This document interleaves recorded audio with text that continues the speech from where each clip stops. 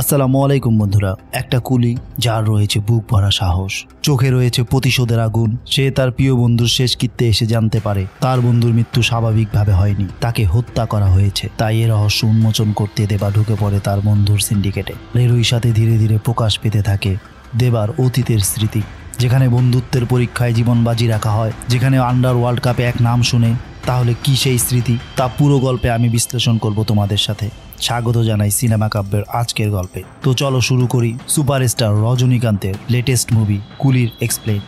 একটি রিকোয়েস্ট, যদি আমাদের ভিডিওটি ভালো লেগে থাকে অবশ্যই লাইক দিতে ভুলবেন না, এবং আমাদের চ্যানেলে নতুন হয়ে থাকলে চ্যানেলটি সাবস্ক্রাইব করুন। তো চলুন শুরু করি আজকের গল্প।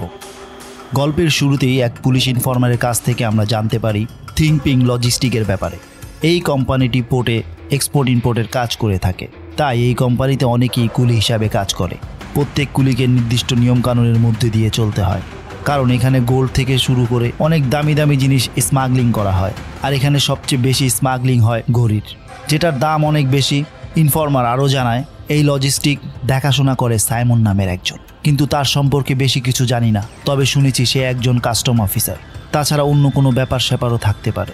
ইনফরমারকে তখন পুলিশ অফিসার বলে, এসব অনেক কিছুই আমি জানি। এই তো 8 বছর আগে একজন ইনফরমার এখানে ঢুকেছিল, তার কাছ থেকে কিছু কিছু শুনেছি, কিন্তু তাকে আর বর্তমানে ট্রেস করা যাচ্ছে না। ইনফরমার এবার দয়াল নামে একজন ব্যক্তির কথা বলে, আর এই দয়াল পুরো লজিস্টিক দেখে থাকে। এমনকি কোনো ঝামেলা হলে সেই সব কিছু হ্যান্ডেল করে। এবং সেই ইনফরমার আরও জানায়, আজ 1টি বছর ধরে আমি আমার ফ্যামিলির মুখ দেখিনি। স্যার, যদি এবার আমাকে যেতে দিতেন তবে খুব খুশি হতাম। অফিসার তখন জানায়, ঠিক আছে। এটা শুনে অনেক খুশি হয় ইনফরমার, এবং এরই মধ্যে দয়ালের কাছে খবর আসে এখানে একজন পুলিশের ইনফরমার আছে। দয়াল তখন সব কুলির সামনে এসে কুলি নাম্বার 137কে ডাকে, আর 137 নাম্বার কুলিটাই হচ্ছে ইনফরমার। সে সামনে চলে এসে জিজ্ঞেস করে, কি হয়েছে দয়াল? সে তখন কোনো কথা না বলে ইনফরমারের ফ্যামিলিকে ফোন দিয়ে বলে, তুই কি সব স্বীকার করবি না তোর ফ্যামিলিকে মারবো? ইনফরমার বলে, এটা আমার ফ্যামিলি নয়। দয়াল তখন ইনফরমারের ফ্যামিলিকে মারার নির্দেশ দেয়। তাই এবার ফ্যামিলিকে বাঁচাতে সে দয়ালের কাছে মিনতি করতে থাকে। তবে এতে কোনো লাভ হয় না। দয়ালের লোকজন ইনফরমারের ওয়াইফ এবং বাচ্চাকে মেরে ফেলে, যেটা ফোনেই শুনে ইনফরমার। আর এইসব শুনে রেগে যায় দয়ালের উপর। দয়াল তখন বলে, এই যে আসল পুলিশি কারবার চলে এসেছে। এইটা বলে ইনফরমারকে অন্যর হাতে তুলে দিয়ে মাইক হাতে নিয়ে কন্টেনারের উপর উঠতে থাকে দয়াল। এদিকে ইনফরমারের সামনে নিয়ে আসা হয় একটি বড় ক্রেন। দয়াল কন্টেনারের উপর উঠে ইনফরমারকে ফাঁসি দেওয়ার নির্দেশ দেয়। তখন সবার সামনেই ক্রেনের শিকল পেঁচিয়ে ফাঁসিতে ঝোলানো হয় ইনফরমারকে, যা দেখে অন্য ইনফরমাররা ভয় পেয়ে যায়। দয়াল এবার অ্যানাউন্সমেন্ট করে জানায়, এখানে পুলিশ ছদ্মবেশে অনেক ইনফরমার আছে, যা আমার জানা, আর সবার মৃত্যু এভাবেই হবে। আর এখন থেকে যে ইনফরমারের খোঁজ দেবে সে পাবে 2 কোটি টাকা। এরই মধ্যে সিন শিফট হয় অন্য একটি শহরে। দেবা ম্যানশন দেখানো হয় আমাদের, যেখানে 3 জন স্টুডেন্ট আসে থাকার জন্য। তাদেরকে দেবা ম্যানশনের ম্যানেজার জানিয়ে দেয় থাকার রুলস। আর সেখানে যে রুলসগুলো থাকে তার মধ্যে মূল হলো সেখানে কোনো ড্রিঙ্কস করা যাবে না, এবং 3 স্টুডেন্টকে একটা টেলিফোন দিয়ে বলা হয় এটাতে ভুলেও হাত দেবে না, এটা বড় ভাইয়ের। সেদিন আবার ছিল দেবা ম্যানশন ডে। তাই যারা ম্যানশনে থাকে তারা সবাই ড্রিঙ্কস করতে চেয়ে বড় ভাই দেবার কাছে যায়, কিন্তু ড্রিঙ্কস করার কথা বলার সাহস পায় না, কারণ বড় ভাই ড্রিঙ্কস পছন্দ করে না। তবে এবার দেখা যায় দেবা নিজ থেকেই অনুমতি দেয়, আর এতে সবাই নেচে গিয়ে আনন্দ উৎসব করে। এর মধ্যে একজন দেবাকে জানায় তার প্রাণপ্রিয় বন্ধু রাজশেখর মারা গিয়েছে। আর এই খবর শুনে হতভম্ব হয়ে যায় দেবা, এবং ম্যানশনের ম্যানেজারকে নিয়ে রাজশেখরের মৃত্যুর অনুষ্ঠানে যায়। কিন্তু সেখানে দেবা আসলে সেটা একেবারেই পছন্দ করে না রাজশেখরের মেয়ে প্রীতি। এমনকি দেবা যে ফুলটা দেয় প্রীতি সেটা ফেলে দেয়, যেটা দেখে কষ্ট পায় দেবা, কিন্তু তবুও সে চলে যায় না। সব কার্যক্রম শেষ না হওয়া পর্যন্ত সেখানে দূর থেকে সব দেখে। সেই সময় বাবাকে হারিয়ে ভেঙে পড়ে প্রীতি এবং তার বোন।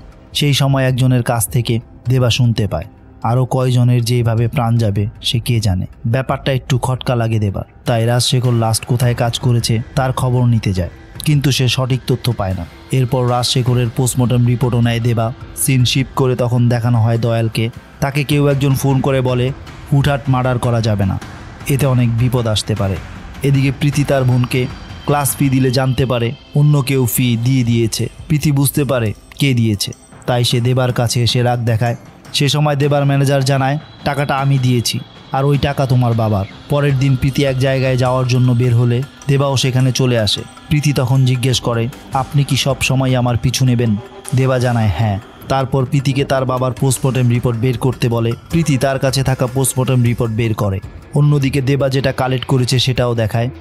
দেখা যায় দুইটাই একই রকম। তাই দেবা প্রীতিকে বলে, তোমার বাবা স্ট্রোক করে মারা যায়নি, তাকে মার্ডার করা হয়েছে।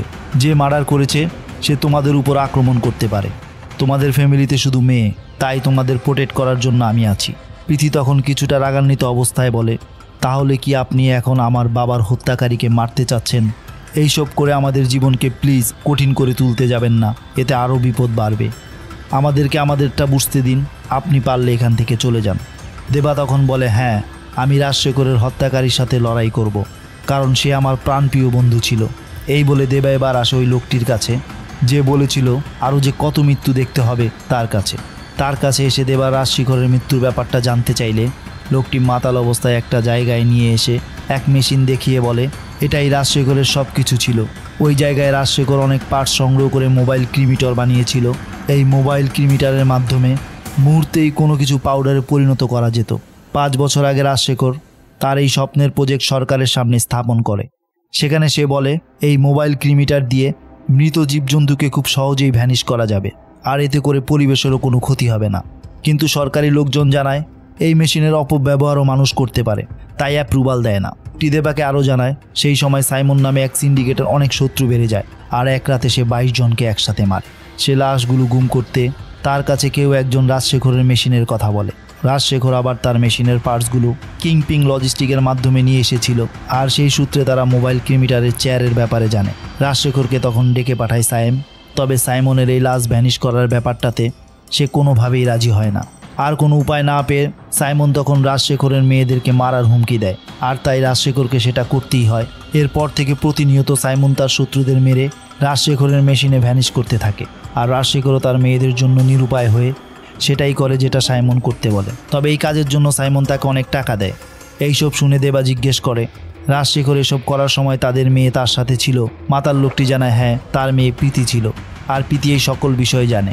দেবা তখন এটা শুনে বুঝতে পারে রাজশেখরের মেয়েরা বিপদে আছে। আর অন্যদিকে আমাদের দেখানো হয় দয়ালকে কেউ বলছে লাশ এভাবে ফেলে রাখা যাবে না, আগের মতোই ডিসক্লোজ করতে হবে। এসব ভাবতে ভাবতে দয়ালের মনে পড়ে যায় রাজশেখরের মেয়ে প্রীতির কথা। রাজশেখর লাশ ভ্যানিশ করার সময় তার মেয়েও সেখানে উপস্থিত ছিল, আর সেটা দেখেছিল দয়াল, আর তাই তার লোকদের নির্দেশ দেয় প্রীতিকে তুলে আনতে। প্রীতি এদিকে বুঝতে পারে বিপদ আসছে, তাই সে তার বোনদেরকে নিয়ে হোটেলে আসে। কিছুক্ষণ পরে সেখানে চলে আসে দয়ালের লোকজন, কিন্তু প্রীতিকে কেউ টাচ করতে পারে না।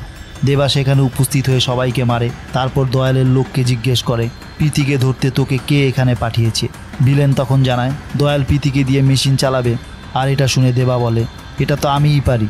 তাই সেদিনই প্রীতিকে নিয়ে দয়ালের কাছে চলে আসে দেবা। আর দেবা জানায় রাজশেখরের সাথে আমি মিলে মেশিন বানিয়েছি, তাই প্রীতিকে বাদ দিয়ে আমাকে নাও। সেই সময় মার খাওয়া ভিলেনগুলো জানায়, আগে ভালো করে খোঁজ নিয়ে নাও, সে কিন্তু পুলিশের ইনফর্মার হতে পারে, কারণ সে আগেই হোটেলে উপস্থিত ছিল। দয়াল জানায় এই ইনফর্মার কিনা তা এখনই ধরা পড়বে। এই বলে সে একজন লোককে ফোন দেয়, আর ঠিক সেই সময় দেবাকে একজন মারতে আসলে দেবা তাকে মেরে দয়ালকে জানায়, তোমার দরকার হলো লাশ ডিসক্লোজ করা, আর আমার লাগবে টাকা। রাজি থাকলে বলো, আর না হলে চলে যাচ্ছি। দয়াল এবার রাজি হয়, আর রাজি হওয়ার পরপরই দয়াল একটি লাশ নিয়ে আসে ডিসক্লোজ করার জন্য, কিন্তু দেবা তো আর লাশ ডিসক্লোজই করতে জানে না। অন্যদিকে প্রীতি বাবার সাথে মাত্র 2-3 বারই দেখেছে, তাও আবার 5 বছর আগে। এই জন্য দেবা ফোনের মাধ্যমে ওই লোকটির সাহায্য নিতে চায়, কিন্তু সে তো তখন মাতাল হয়ে টালমাটাল। আর এদিকে শেষ মুহূর্তে প্রীতি সফল হয়, আর মুহূর্তের মধ্যেই একটি লাশ ভ্যানিশ হয়ে পাউডারে পরিণত হয়, যা দেখে দয়াল অনেক হাসতে থাকে। এরপর থেকে দয়াল ওইভাবে প্রতিনিয়ত লাশ ভ্যানিশ করতে থাকে, বিনিময়ে সে অনেক টাকাও পায়। লাশ ভ্যানিশ করার পার্টনার হিসাবে দেবা কিংপং লজিস্টিকের কুলিদের মধ্যে রাজশেখরের মৃত্যুর তদন্ত করতে থাকে, কিন্তু সেই রকম কিছু তথ্য সেখান থেকে পাওয়া যায় না। তাই সে ভাবে সব রহস্য বের করতে হলে সাইমনের কাছেই পৌঁছাতে হবে। এমনকি যার কাছ থেকে সাইমনের ব্যাপারে জিজ্ঞাসা করেছিল, একদিন তাকেই ভ্যানিশ করে দেয় দেবা। সেবার সে দেখে মৃত মানুষদের বুকে সেলাই করা। তাহলে কি কিংপংয়ে অর্গানো স্মাগলিং হয়? একটু ধৈর্য ধরো, আমরা তা সামনেই জানতে পারবো। এরই মধ্যে দয়ালকে জানানো হয় রিধি নামে একজন ইনফর্মার আমাদের মাঝে ঢুকেছে। দয়াল সেই ইনফর্মারকে খুঁজে বের করে। এবার ইনফর্মারকে মারার জন্য সাইমন নিজেই আসে, এমনকি নিজ হাতে ইনফর্মারকে মেরে ফেলে। অন্যদিকে দেবা প্রীতিকে জানায়, তোমার বাবা তাদের জন্য কাজ করত, তারা তোমার বাবাকে মারেনি, তোমার বাবাকে মেরেছে অন্য কেউ, সে তোমার কাছেও আসতে পারে, তাই তুমি এসব বাদ দিয়ে অন্য কোথাও চলে যাও। প্রীতি তখন বলে, আপনি একাই সব টাকা হাতিয়ে নিতে চাচ্ছেন তাই না? দেবা তখন কিছুটা কষ্ট পেয়ে বলে, আমি এখানে আছি আমার বন্ধুর মৃত্যুর রহস্য বের করতে। টাকার নেশা তো তোমার মাঝে জেগে বসেছে। প্রীতি তখন এইসব কথা শুনে ইমোশনাল হয়ে বলে, বাবাই ছিল আমার কাছে সব কিছু, কিন্তু আমি এখন বাবাকে হারিয়ে ফেলেছি। প্রিয়জন হারানোর বেদনা আপনি কি বুঝবেন? টাকার জন্য শুধু এইসব করছি না।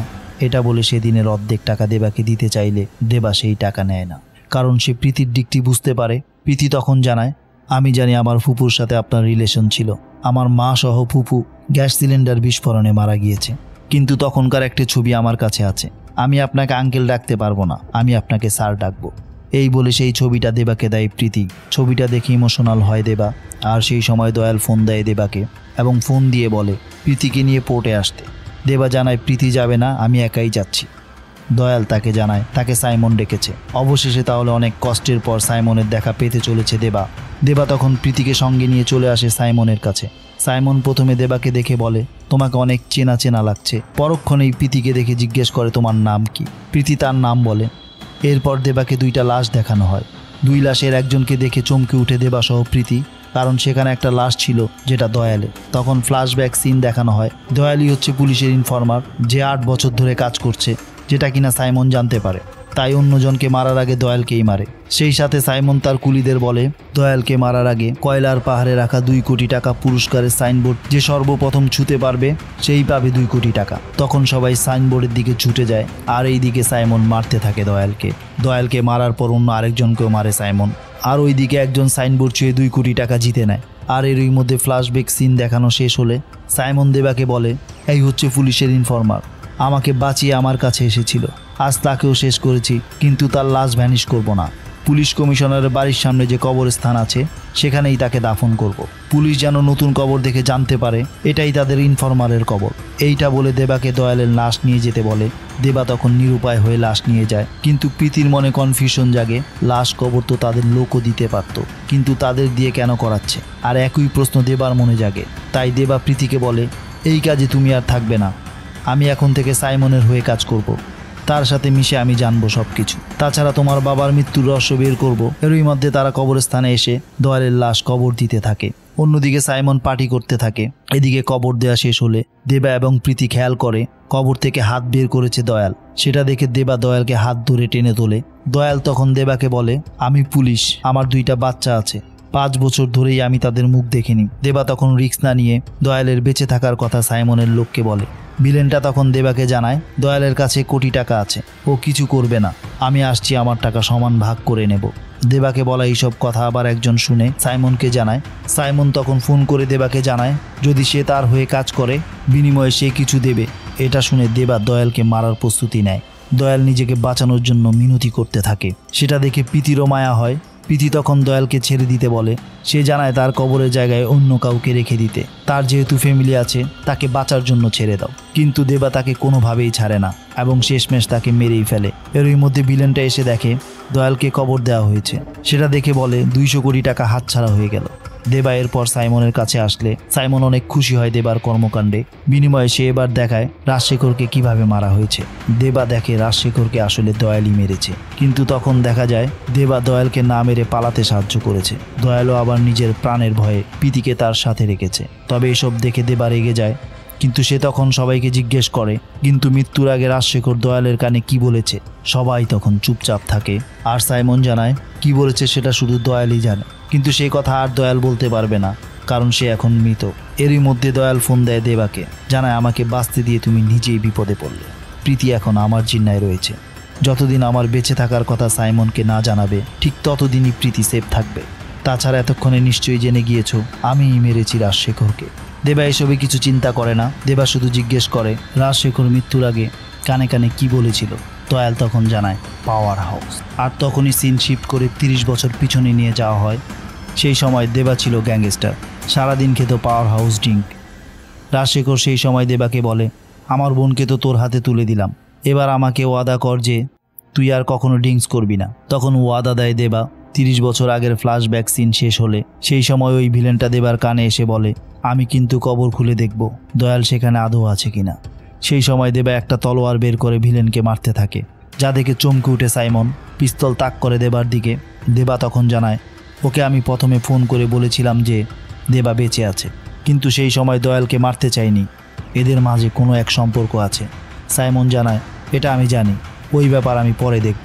সেই সময় ওই ভিলেনের কাছের লোক দেবাকে মারতে আসলে দেবা তাকে শেষ করে দেয়। সেইটা দেখে মাতাল অবস্থায় সাইমন দেবাকে বলে, তোমাকে কোথায় যেন দেখেছি। দেবা তখন কিছু না বলে চুপচাপ বাইরে চলে আসে। সেই সময় দয়াল আবার ফোন দেয় দেবাকে, জানায় বন্ধুর মেয়েকে বাঁচিয়ে রাখতে এখন থেকে তুই পুলিশের ইনফর্মার হয়ে কাজ করবি। দেবা তখন হেসে হেসে বলে, ঠিক আছে।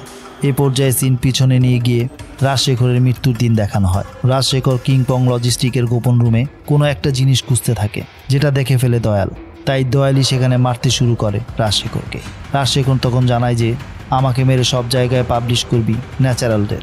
আমাকে মার্ডার করার ব্যাপারটা যদি আমার লোক জানে তাহলে তোকে শেষ করে দেবে। আর এটা শুনে হাসতে থাকে দয়াল।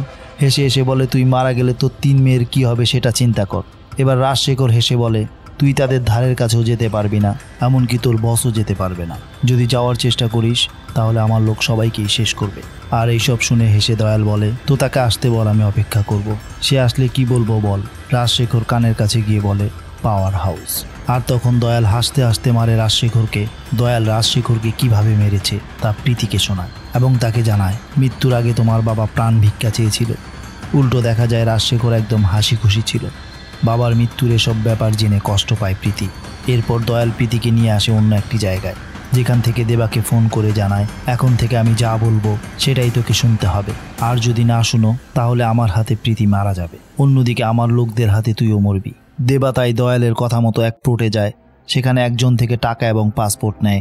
দয়াল জানায় সেখানে এক চাবি আছে, যেই চাবিটা নির্দিষ্ট এক জায়গায় এক ছেলেকে দেবে। সে তোকে একটা লকারের নাম্বার দেবে, সেটা নিয়ে ওই ব্যাগটা নির্দিষ্ট জায়গায় রেখে আসবে।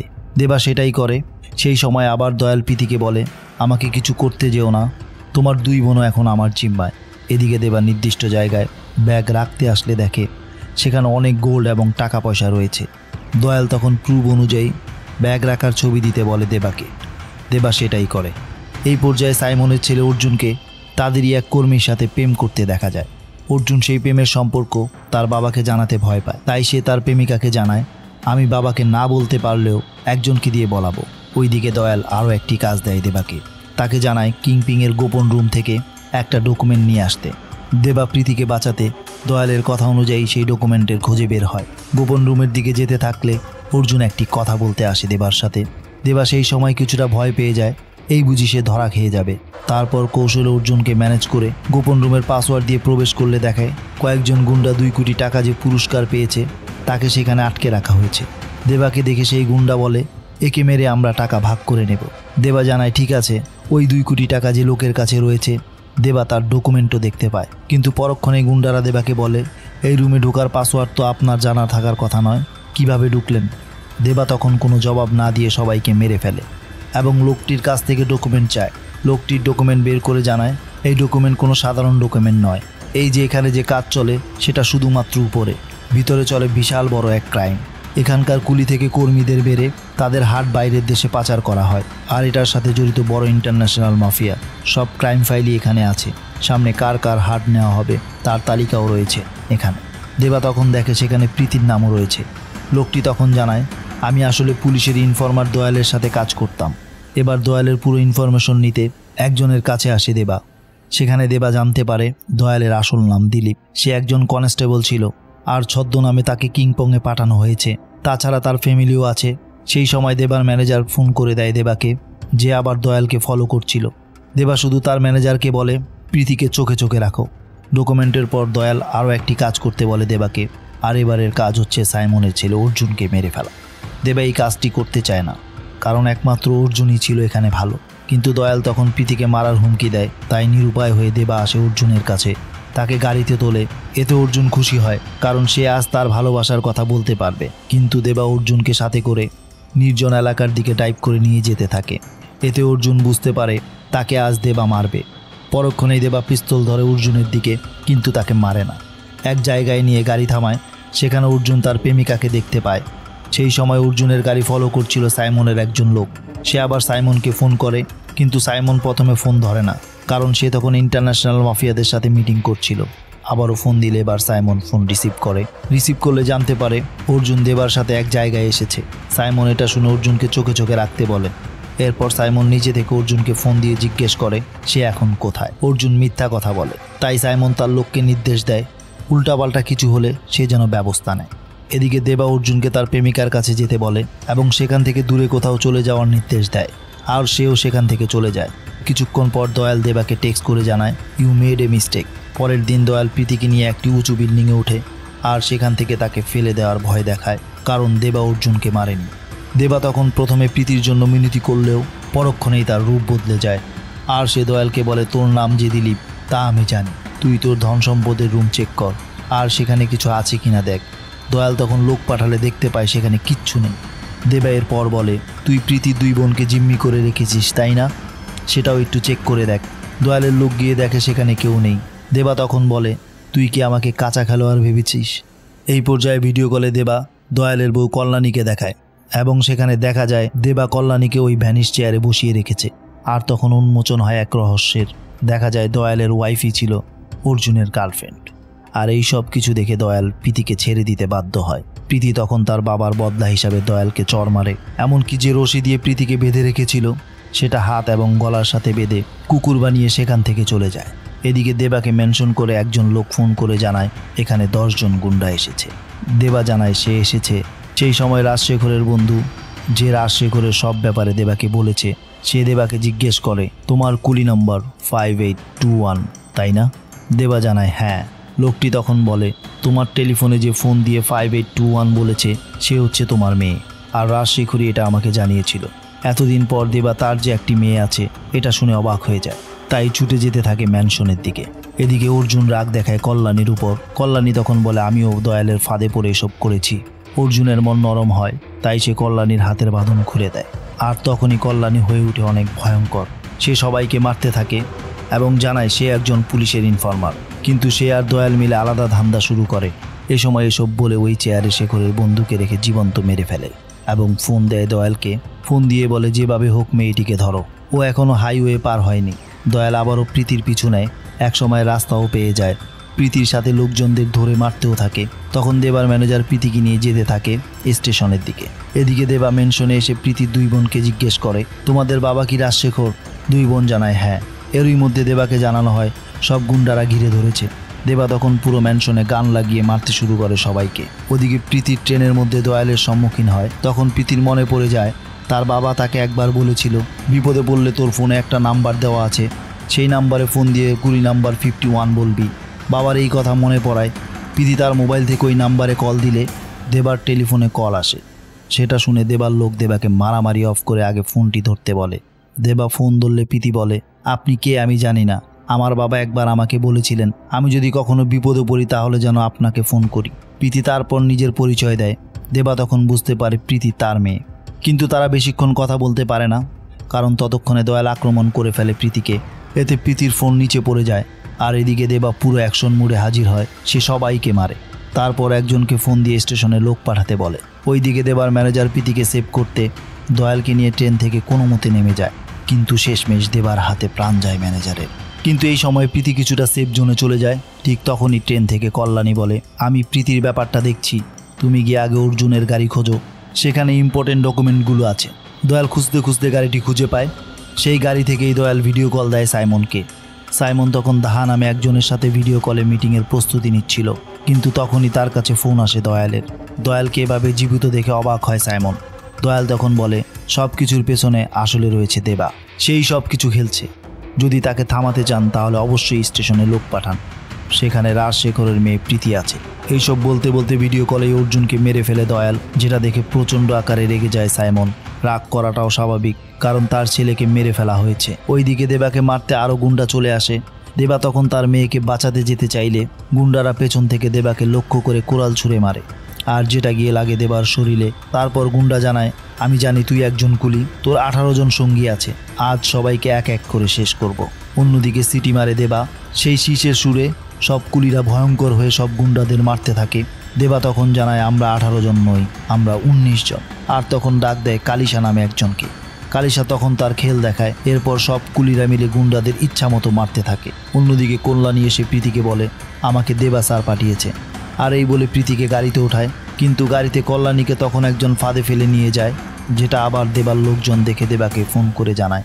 মূলত প্রীতিসহ কল্যাণীকে যারা তুলে নিয়ে আসে তারা ছিল মূলত সাইমনের লোক, এমনকি তাদেরকে সাইমনের আস্তানাতেই তুলে নিয়ে আসা হয়। সাইমন তখন কল্যাণীর কাছে এসে দয়ালকে ভিডিও কল দিয়ে জিজ্ঞেস করে, তোদের মধ্যে সম্পর্কটা কি? দুজনই তখন বলে, আমাদের কোনো সম্পর্ক নেই। দয়াল জানায়, আমি অর্জুনকে মেরেছি দেবার নির্দেশে। সাইমন তখন কল্যাণীকে বলে, তোর জন্য আমার একমাত্র ছেলে আজ মৃত। আর ঠিক সেই সময় কল্যাণীর লুকিয়ে রাখা ছুরিটা দিয়ে সাইমনকে মারার চেষ্টা করলে সেটা দিয়ে কল্যাণীকে শেষ করে দেয় সাইমন, যেইটা আবার ভিডিও কলে দেখে দয়াল। সাইমন এরপর দয়ালকে বলে, তুই আমার থেকে দূরে থাকিস, তোকে যেখানেই পাবো আমি শেষ করে ফেলবো। আর এটা বলেই রেগে ফোন ফেলে দেয় সাইমন। সাইমন আসে প্রীতির কাছে, প্রীতিকে জিজ্ঞেস করে, দেবা তোমার কে হয়? প্রীতি জানায় সে আমার স্যার। সাইমন বলে, তোমাকে বাঁচাতে তোমার স্যার আসছে। আর সেই সময় সেখানে চলে আসে দেবা। দেবাকে তখন সাইমন বলে, আমি তোমাকে বিশ্বাস করেছিলাম, কিন্তু তুমি দয়ালকে ছেড়ে দিয়েছ। আর দয়ালকে ছেড়ে দেওয়ায় আজকে আমার ছেলে মৃত। আজ তোমার জন্যই আমি আমার ছেলেকে হারিয়েছি, কিন্তু তোমার তো কেউ নেই, তাই তোমার সামনে তোমার প্রিয় বন্ধুর মেয়েকে এবার মারবো। দেবা তখন প্রীতিকে মারতে নিষেধ করে। সেই সময় সাইমন জানায়, আর্ট পাচারের ব্যাপারটা দয়ালের ছিল, আমি এই ব্যাপারে মাথা ঘামাতাম না, কিন্তু এবার আমি মাথা ঘামাবো। আমি জানি তুমি শুধু এখানে প্রীতির জন্য আসোনি, তাই আজ তোমার পরিচয় দেবে আমাকে। এটা বলে লোকজনকে ডাকে সাইমন।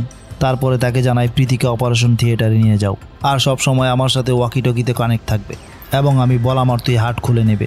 এই নির্দেশ পাওয়া মাত্রই প্রীতিকে ভেতরে নিয়ে অপারেশন রুমে রাখা হয়। এদিকে দেবা এবার তার পুরো পরিচয় দেয়। সেই জানায়, আমি একজন কুলি। ৩৫ বছর আগে একটা এক্সপোর্ট কোম্পানিতে কাজ করতাম আমরা টোটাল ৬০ জন, যার ভেতর বর্তমানে ১৯ জন বেঁচে আছে।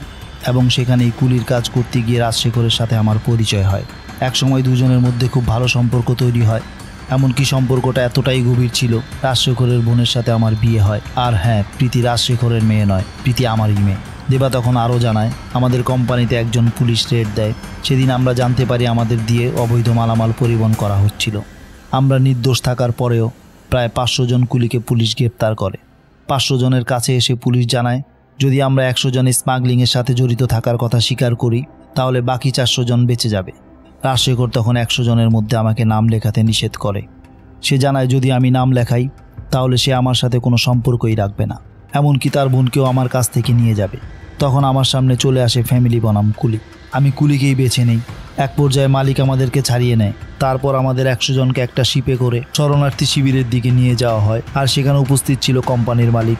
কিন্তু আমাদেরকে সেদিন আসলে শরণার্থী শিবিরে নিয়ে যাওয়া হচ্ছিল না, মাঝ সমুদ্রেই আমাদেরকে মেরে ফেলার প্ল্যান করা হয়েছিল। কিন্তু আমরা কুলিরাই তখন প্রতিরোধ করি। সেই প্রতিরোধে আমাদের ৪০ জন মারা গেলেও মালিককে আমরা শেষ করতে সক্ষম হই। এসব বলার পর দেবা সাইমনকে বলে, সেদিনকার মালিকটা ছিল তোমার বাবা, আর আমি তোমার বাবাকে মেরেছি। বারবার বলছিলেন আমাকে চেনা চেনা লাগছে, কারণ সেখানে তুমিও ছিলে। আর এইসব শুনে মাথা গরম হয়ে যায় সাইমনের। সে বলে, তখন ছোট ছিলাম বলে কিছুই করতে পারিনি, কিন্তু এবার সব হিসাব নিকাশ শেষ করব। তখন শুরু হয় দুজনের মধ্যে লড়াই। এই লড়াইয়ে সাইমন আহত হওয়ার পর বলে, আমি তোমাকে না মারতে পারলেও একজন তোমাকে অবশ্যই শেষ করবে। দেবা তখন বলে, তাকে আসতে বলো। সেই সময় সাইমন ওয়াকিটকিতে প্রীতিকে মারার নির্দেশ দিলে দেখে ওয়াকিটকি কাজ করছে না, কারণ ততক্ষণে কালিশা সেখানে উপস্থিত হয়ে সবাইকে মারে।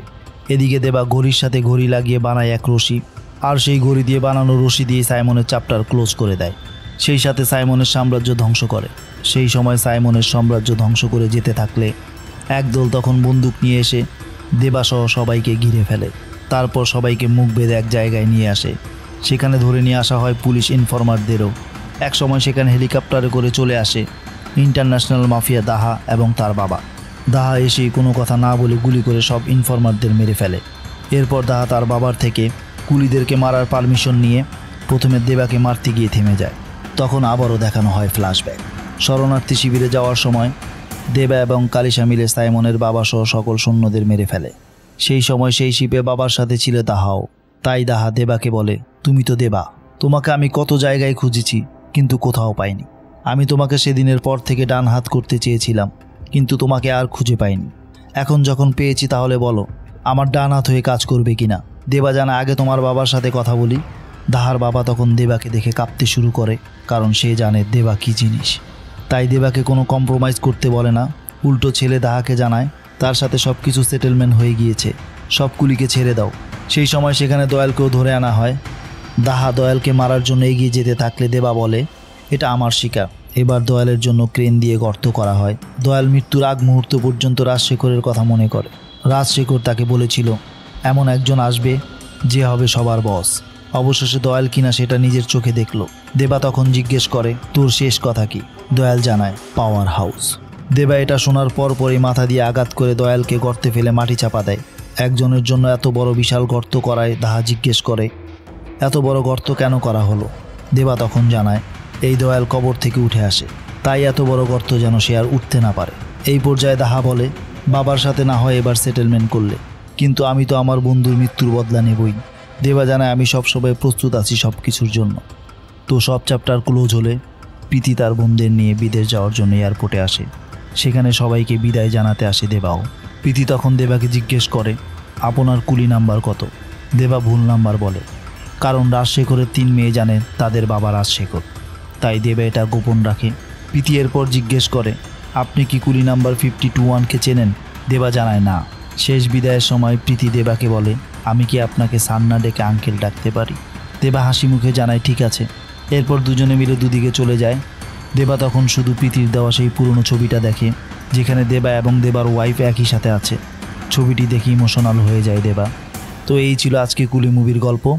অবশ্যই মুভিটি কেমন লেগেছে কমেন্ট করে জানাতে ভুলবেন না।